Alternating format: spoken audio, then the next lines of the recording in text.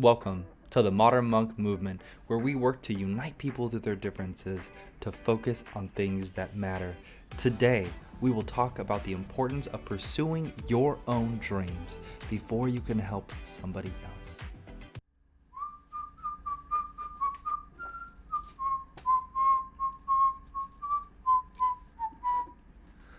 Hey friend, good morning. How's your day kicking off? Nice. Mine's going pretty good. I'll say, for some reason, I woke up at 3 a.m. this morning. Now, I'm typically an early riser. I like to wake up around 4. It's just more of like my natural sleep cycle. So, I don't know. Don't worry. I don't think everyone needs to wake up that early, but it's just my natural sleep cycle. And so I've had a lot of time this morning to do some meditation and some journaling. And, as I was thinking about what I would record today, I got inspired by a concept that I used to do when I was a preacher. Now, as a background, yes, I was a Pentecostal preacher for 8 years. No, I am not a practicing person of organized religion today, but I do consider myself a deeply spiritual person. You'll hear often in these videos me talking about meditation. It is a daily practice for me, and I do believe in spirituality. That said, I pull from many spiritual texts, including the Bible and other spiritual texts today, because I do think there's wisdom accessible in those. And I also have healed from any pain from the past, and am able to really bring forward the lessons that I learned when I was a preacher and allow them to be helpful guides to me today. And when I was a preacher, one of the ways I learned to do public speaking was to come unprepared. Meaning, the idea is that if you're going to be a person who's kind of an expert on something, and as a preacher, right, you should be an expert on the Bible, you should be able to come with just a verse from the Bible and be able to talk about a concept.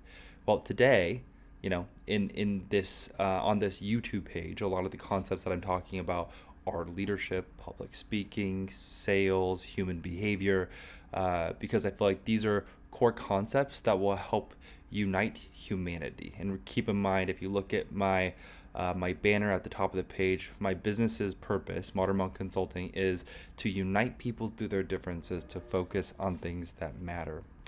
And so as I show up on this page, most of the times I'm unscripted. But today I'm coming completely unscripted, which is something that I learned from my preacher days, is I could only come with one verse from the Bible, and then I just had to talk about the concept and allow inspiration to flow. So today I thought it would be fun to start a little series where I actually, you may have noticed something different. I have this little booklet that I want to pick a random page from, that I'm going to read a concept, and then I'm going to just start talking about that concept and see where it goes. Just so you can see a little bit closer. This booklet is from my great aunt. Her name is DeOnne.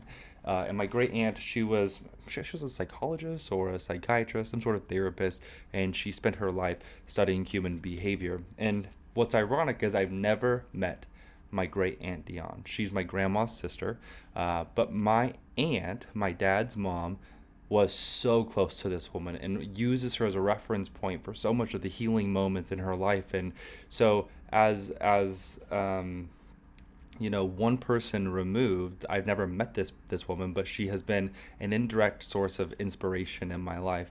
And so after she had passed away, I saw this booklet on my Aunt Jan's table, and I decided to pick it up and read through it, and I loved everything about it. And she actually ended up sending it to me, and now I have this cool little booklet that I keep on my coffee table.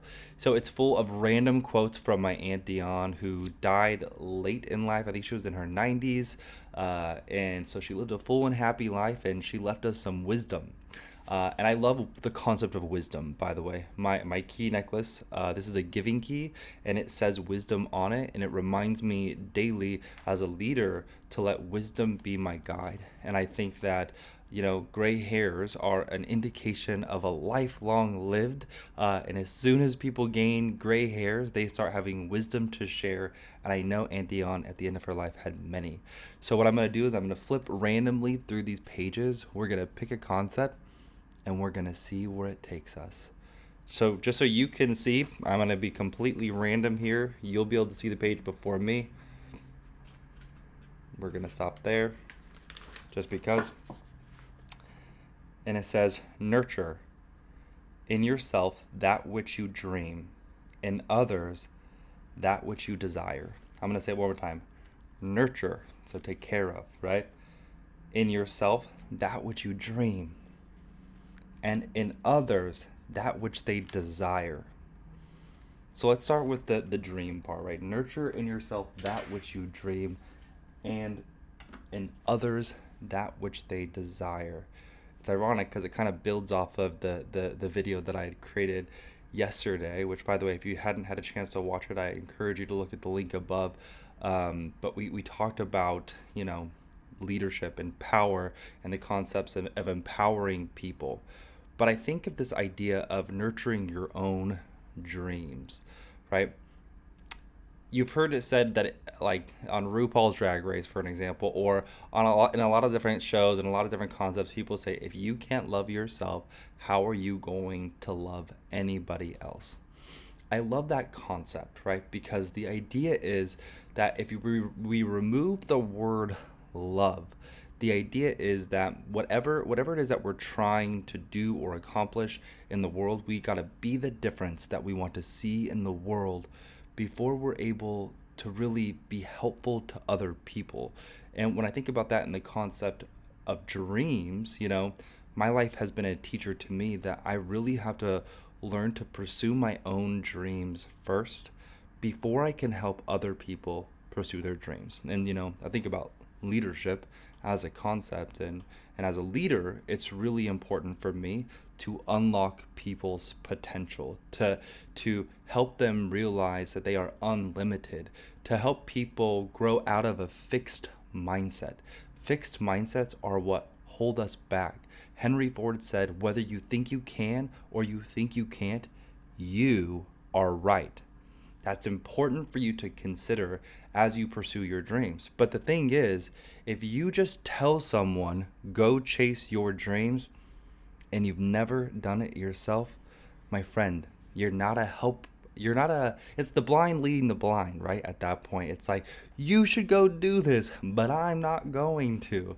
We've got to pursue our own dreams first before we can help other people pursue their dreams. Because what ends up happening is when you're able to create a North Star, right? When you have a clear North Star around what your dreams look like, and then you start taking steps boldly in the direction of your dreams, you learn along the way. You learn what it feels like to fail. You learn what it feels like to learn from failure. You learn that when you're actually pursuing your dreams, not somebody else's dreams, when you're actually pursuing your dreams, it activates something inside of you that is truly an unstoppable force. And all of a sudden, as long as you maintain the mindset of, yes, I can, and you feel it deep inside, you'll continue to look at failures as possibilities and lessons. You'll keep on looking towards your North Star, towards your dream, and then you'll find that the universe, God, whatever you want to call it, continues to bring helpful people along your way.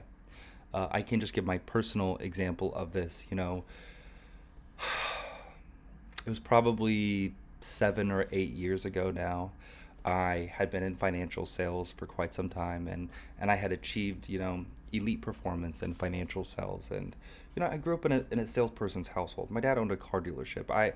Selling was something that I never thought I would get into, but it became kind of a necessary part of my journey. But I finally got to a place where my flame was flickering in sales, is what I felt like, meaning I didn't feel excited. I was in my peak performance quarter.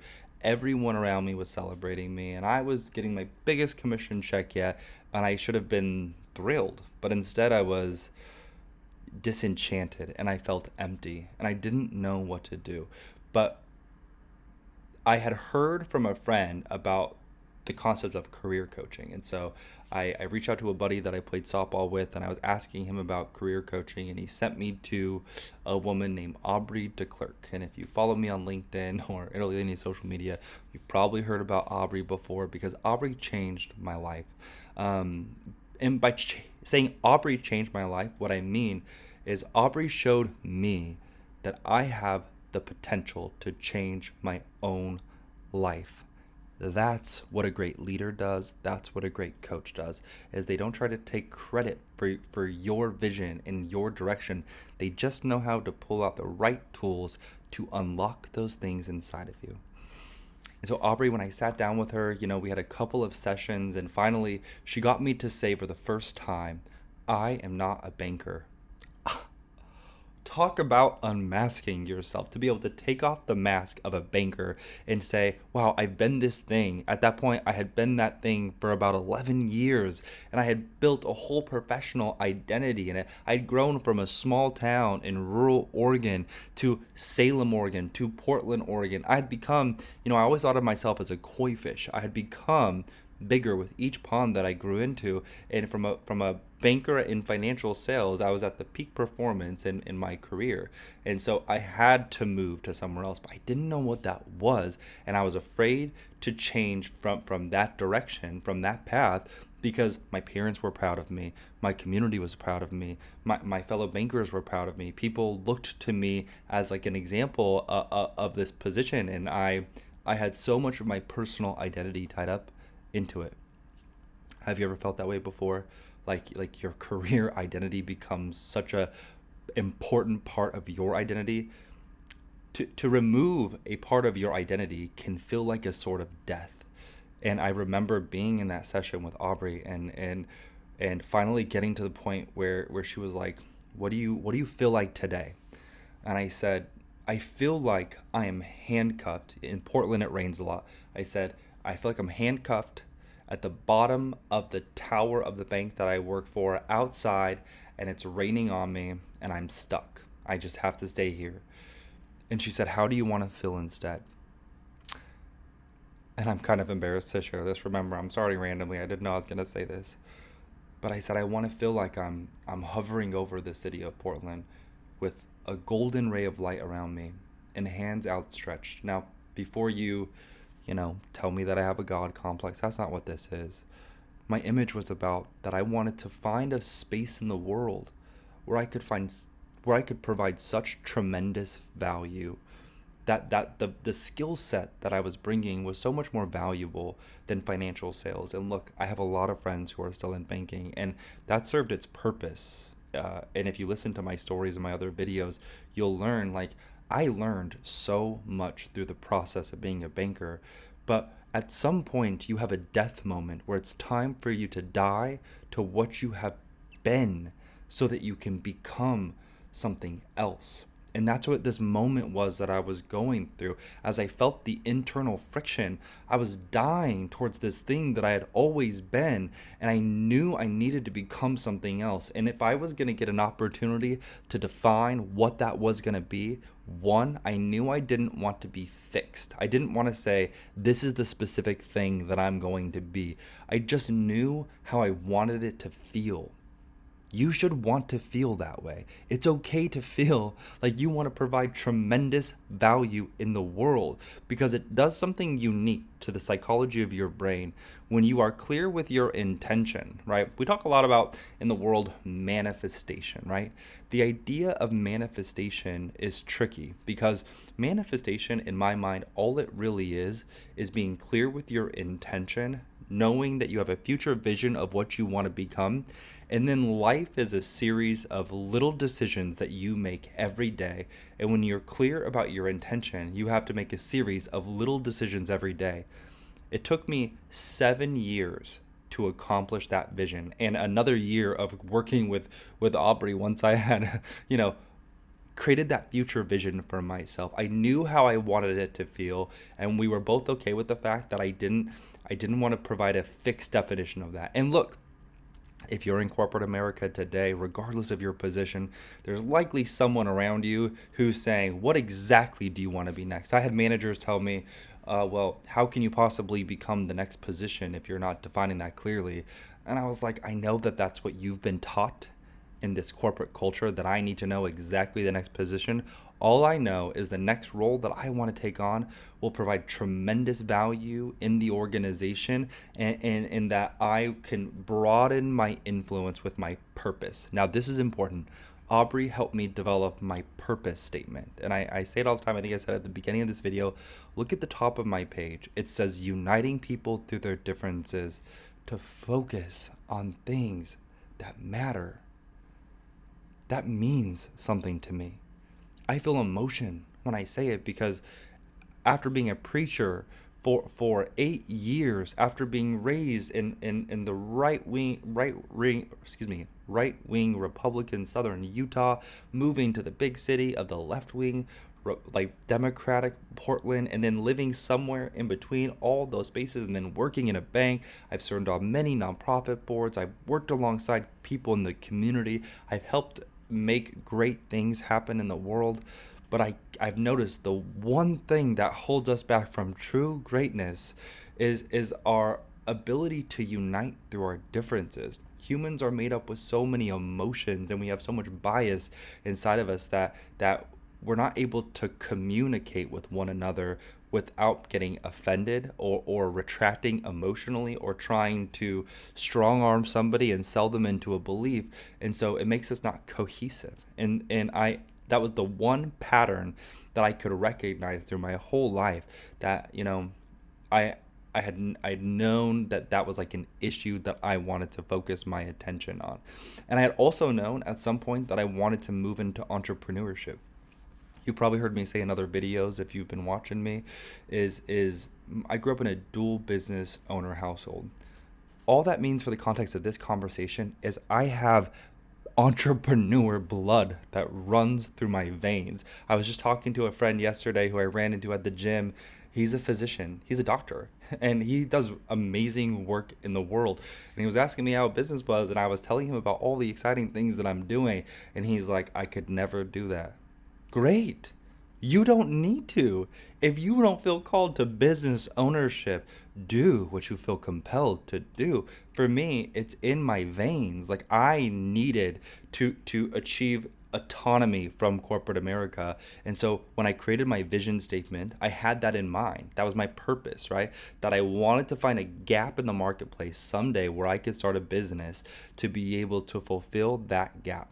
That might not be your purpose. You might not think about that today. That's okay. I knew that was a long-term future, but I refused to move forward towards just randomly starting a business until the timing met up with my reality. And look, over those 7 years, I had to learn a lot of lessons. I had to develop behaviors. One, I needed to shift focus in my career. I ended up taking a $30,000 a year pay cut in banking to work in a space in the bank where at least I could fulfill my purpose more true to my role. The coach that I went to, she said, when we think about your purpose and your ability to do it in your role today, you're only able to fulfill like 25% of that purpose within your current role capacity. I think you would be a lot more fulfilled if you found a role where you could have 100% of your purpose or 75% of your purpose fulfilled in your role capacity. And so I pursued a path that ended up being more true to my purpose. And look, the $30,000 a year pay cut only lasted for about a year, and then I started getting promoted like crazy inside of the organization because finally I was in alignment with my purpose. And I want you to really take that away from this conversation, because my story is not unique. This is not unique to me. I have heard it time and time again. And remember, professionally, what I do is listen to people's stories. I help people achieve excellence, both individuals and teams, achieve their greatest potential by first understanding individuals. I love working with teams because I listen to the individuals and learn their stories first, and then I bring the team together and I weave them all together and help them realize that before you are anything, whatever title you've put on yourself, right? You're born human with a thumbprint. You are uniquely and beautifully made. And that's it, period. Let's stop there for a moment and just appreciate humanity and existence as it is. And then, like those little Russian stacking dolls, you've had identities that you have grown into over time, but strip all of those away. First, you are human. So we got to find a way to weave the beauty and uniqueness of our individual human expression with each other. And that's where humans become great. So anyways, backing up a little bit, that's just kind of my purpose and how I came into my purpose. But it took 7 years for me to finally get up to a place where I could find a way to engage in my current role by doing things that felt more aligned to my purpose. Then I found an opportunity to pursue a career jump that was a $30,000 a year pay cut. But when you feel it inside, you know it's the right moment. If you have doubt and you have confusion, remember this. A quote that I love is, God is not the author of confusion. If you don't like the word God, use the word universe. If you don't like the word universe, just think of the collective. Whatever, you shouldn't feel confused in key moments of decision. So as soon as there's clarity, you know to jump. And I knew to jump even though intellectually it didn't make sense to take a $30,000 a year pay cut. Again, by the end of the 4 years after that, I ended up making significantly more money than I'd made in the previous role. And then, all in 1 year, I won the highest award in the company that you could win in a leadership position. And I got awarded an award by the community that means more than anything that I've ever won. And I've won a lot of awards in my banking career, which are way less significant than this. This Hometown Hero Award is what I won for my work in the community. I was nominated by the community because of my ability to rally people towards common goals that are important to the well-being of a community, which is so important to me because it's part of my purpose, uniting people through their differences to focus on things that matter. I didn't ask for that award. I was acknowledged because I was achieving my purpose. And I hope, I really hate talking about my own accolades. I hope you receive that as just like when you learn to point towards your North Star and your purpose and you follow it authentically and you wait for the timing. That's, when I watch different videos about this, I have a caution when people are encouraging others to move really quickly to the next financial position. Your well-being as a holistic human is equally as important as your financial position. And I say equal because look, I care about making money. I want to travel the world. I want to have great experiences. And I don't think there's anything wrong with wanting to have a certain lifestyle. That should be secondary though to your purpose. When you pursue your purpose, what you'll notice is your life will form around your purpose naturally. But when you're chasing money, you become handcuffed to your financial desires. I have many friends who end up in a financial position where they're chasing the money so that they can provide a lifestyle. And what ends up happening is then you get handcuffed to the job that you're in because you have so many financial obligations that it's hard for you to take a leap into purpose. So if you're in that position, there's still a way that you can do this. You're just more risk adverse, right? But if you are at a place where you haven't taken on too much financial obligation, then it allows you to be agile towards your life purpose and get there. And then when you are aligned to your purpose, you will see yourself work harder than ever because you feel it in your soul. So that's why I think it's important for you to chase your dreams, because when you put on your own mask, when you help yourself first, then, what was the second part of this? It says, nurture in yourself that which you dream, in others that which they desire. So that's what I was trying to allude to earlier is, look, your purpose might not be to be a business owner. I was walking with a person recently, and he was raised in Mexico. He had never known a person in his life who had bought a house before. To take a person who had never met a person in their life who had bought a house before and put the expectation on them to start a business or to make that even seem like that's the logical next step for them, that can feel really overwhelming. Now, only you can be the person to answer that inside of you, but sometimes our first step is not to go straight to business ownership. Business ownership is a lot of responsibility. And I was just telling you about, I ran into a doctor in the gym who's like, ooh, that's overwhelming. It is. There's a lot of components to running a business, and if you don't have the understanding in a broad way of like what to do, it's more than just having a skill set, right? There's like a lot of different aspects of it to run. There's marketing. There's the financial, there's the legal side of it, there's the accounting side of it, right? There's the sales side of it, there's the skill side of it. There's so many aspects of running a business. So oftentimes a starting place, like for someone like this friend that I was walking with who had never even known someone to own a house before, much less has never even met someone who's owned a business, maybe a starting point is just getting really good at the skill set that you care about today. Defining those skill set, right? Because you got to be able to understand your starting place and know that where you're starting is different than other people. Now, that's neither good or bad. That's just information that is neutral. And it's okay for you to start where you're at and show up and be excellent at that, right? I believe that it is in our DNA as humans to want to be excellent at what we're doing. I find oftentimes the reason why people are disengaged in life is because they feel overwhelmed by there's an overwhelming amount of possibilities of what you can do next. And when you start following all these people on TikTok or YouTube that's telling you you need to start a business and like you need to get online and start making all this money, and they're showing you their receipts, oh my gosh, it gets overwhelming because there's like so many things that you can do. But the best thing for you to do is to do a personal assessment of your life and figure out what exists in my life today that I'm already doing that I can get really good at. You know, I told you it took about 7 years from my point of going to that coach to getting to start my business. Well, because there was other things that I needed to learn. There's a quote that you'll hear me say many times: the way you do one thing is the way you do everything. Before I could start a business, you know what I needed to do? I needed to get a good physical fitness routine, because I had always said that I want to be fit, but I hadn't been able to develop the routine to get fit. And fitness is not that difficult. That what's difficult is staying committed to a daily routine, right? At the end of the day, when you stay committed to a daily routine, what ends up happening is you iterate. Iteration means that you might not be great the first week, but the second week, you're much better, right? The third week, you're learning lessons.